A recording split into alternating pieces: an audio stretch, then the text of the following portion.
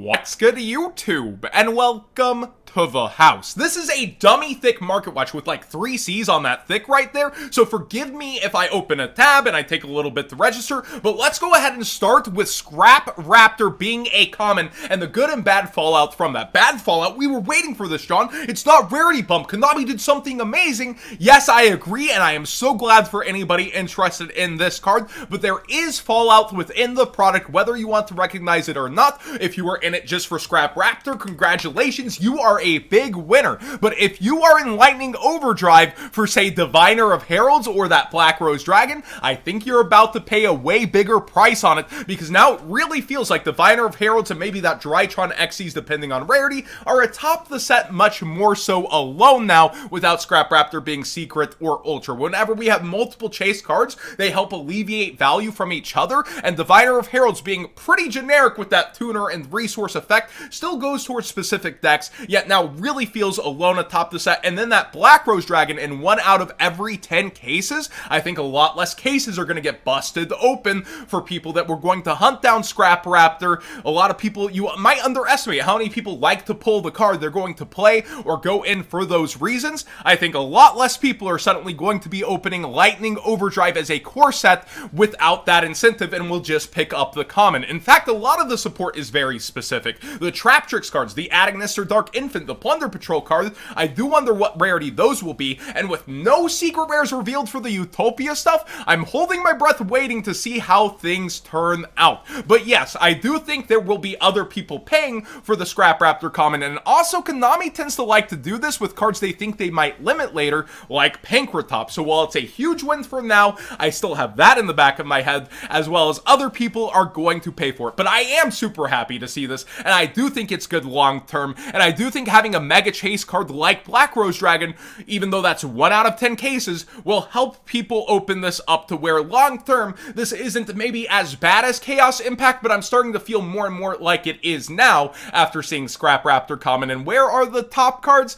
It's gonna be painful to be getting them probably. Speaking of other support, whenever something new is cheap, the old support tends to kind of go up. Scrap Reavern's around $3. I told you guys to get this around $2. It's been sitting here for a little, but I do think as the set releases, a lot more people will be grabbing this for their Dinosaur, their Orcus combos. It does come out of a special edition, Chaos Impact ironically, so I would definitely be getting that sooner than later, remembering expensive special edition cards. This card is insane. Also, I'd be getting other holofoil pieces of the scrap stuff if you're interested, like the Fridge, and then Scrap Recycler is a short print in Fist of the Gadgets, and even the gold letter rare is starting to go up a bit. Like, oh no, John, it's as low as 18 cents. Well, a lot of them are around that 37 cents now instead of quarters, quickly goes up towards 50 cents. I definitely would be thinking of having these cards if you're thinking about the combo sooner than later, but Maximum Gold was ripped open a lot. I just remember those $10, $12 Scrap Recycler eras even after its 3rd reprint, so I welcome the 4th one, but people will be grabbing these up at this point. Now, Amanda LaPalme has 2 new amazing field centers up. I am so glad this one became a field center with her. I know this was a commissioned one originally, and you can use code What'sGood5 for 5% off this amazing Metal Apprentice Magician Field Center, as well as the Dragon Maid, the eternal rival on Market Watch. Chamber and House looking pretty nice and thick. I know I'm going to be after the Apprentice myself, and she has a huge update on her Facebook with everything going on. I know it has been a little bit silent if you haven't been to her streams or checking up with her, but she has a huge statement here on all of the products and how they are progressing / shipping out. That she was not going to post a new product till she finished the zoo bundles. That has been completed except for the special editions. You have the Rainbow Dragon Field Centers, my Field Centers, pretty much all packed unless there's additional items. The Akiza Field Centers packed and shipped except for additional items. Tons of stuff going up, and she's detailing here like what happened to get to this point, like how many more orders she's dealing with, how those buried issued things, how she's created a new team. It used to just be her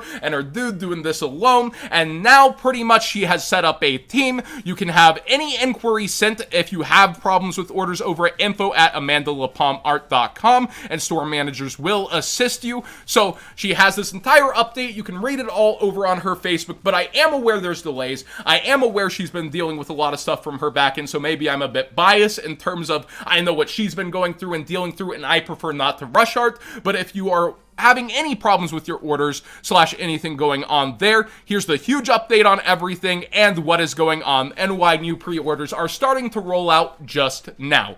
Now, speaking of new support, Lyres got Bird Call, and I really like this card. This is a normal spell card. You can only activate 1 card per turn. Add to your hand or send to the graveyard a Lyres monster from your deck, then you can special summon one with a different name from your hand. So you can either add and special another, which is very, very, very good for this deck, or then Foolish Burial 1, and then still get a special out without committing to a normal summon, being very great for those level 1 decks.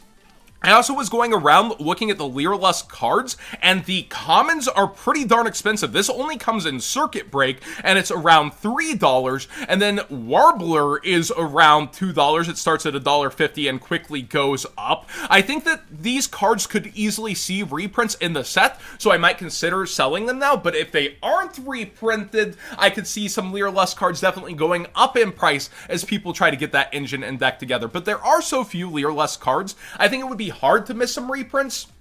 We'll wait and see, but I don't blame you either if you're grabbing now out of fear or if you're selling because these are pretty darn high-priced commons. I think both moves aren't necessarily the worst thing. Not a financial advisor channel, by the way.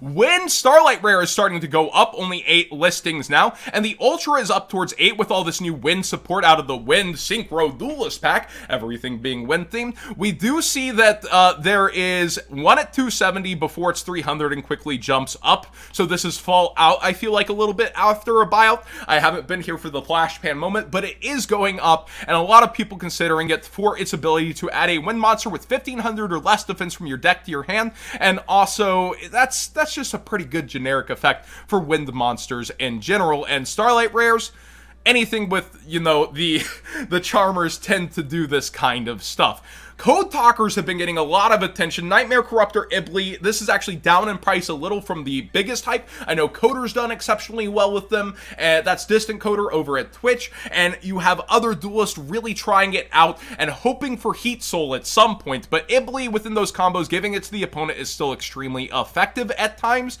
and the Secret Rare and Ultra Rare are the only printings.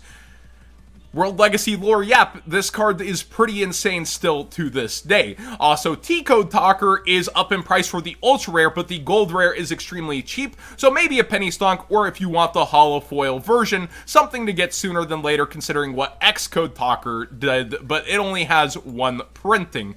Over here in Ancient Guardian, Snake Rain was down to $60 initially, went up in price, is really stuck there, but more so I'm looking at Fanica almost overtaking the set, as the Ogdo Abyss Doedic Overlord goes down in price. Never underestimate a thick thigh and midriff waifu. She is going up in price. I know Triff has been showing off the deck and showing what extra potential it has, and the Pendulum seem to be taking over the Ogdo Addict stuff here on the market, which is kind of wild to see. So yeah, the new Pendulum hype really doing it with the waifu, and just not a lot of Ancient Guardians was opened in general, so the singles, they're kind of creating their own interesting market here, where people are holding on to the sealed and selling it sealed rather than taking the L's, and the singles down below are bubbling into weird places. Dark Magician Ghost Rare has been going down, down, down, to where we are now seeing $1,000 copies. We got somebody with 2 sales here, so that is a little bit of an eyebrow raiser, and then we see 1,050. There was another seller just recently, I feel like, that had a near 1,002, so almost creeping back down under those quad digits to triple digits on Dark Magician, but not the most motivated sellers. A lot of people trying to hang in at 1,400, but going down, and Sealed Ghost from the past still seems to be going up over here on the market. It's a weird place to be in, seeing the singles go down, but the sealed get ripped open and not replace itself from how hypebeast this was early. And a lot of people asking me what I feel about it sealed long term. I think more people are in that game than ever, yet March reprint sets like Kaiba Collection are 3x in price later market watch instead of just 2x. Like, you actually go and see Kaiba Collection. This came up on stream. I don't think I have a tab for it, but the sealed even unlimited printing is up triple in price and actually sales here and there, not with the best sales rate, but it does have Kaiba on the cover, and just not the best inside value to pull, kind of like we see with Gold Series. So I do think that Ghost from the Past long term is pretty good, but I think a lot of people are planning out that game. Speaking of Dark Magician stuff, Dark Magician Girl 2020 and Dark Magician Girl 2021 Lost Art promos are two separate listings on TCG Player. I did think they would get treated like different cards, having a border, having a different set number on top of it,